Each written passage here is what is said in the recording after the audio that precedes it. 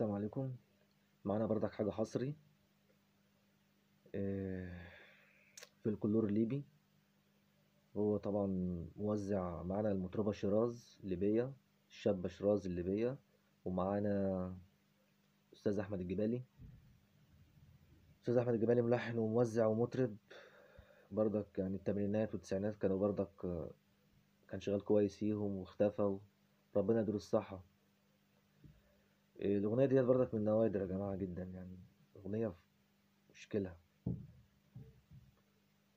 من اسمها من غير دموع. هي أغنية ليبية في الكلور وقديمة، بس أحمد الجبالي مظبط فيها شوية حاجة جميلة قوي، وبرضك هي حصري، هي أول مرة تنزل على اليوتيوب.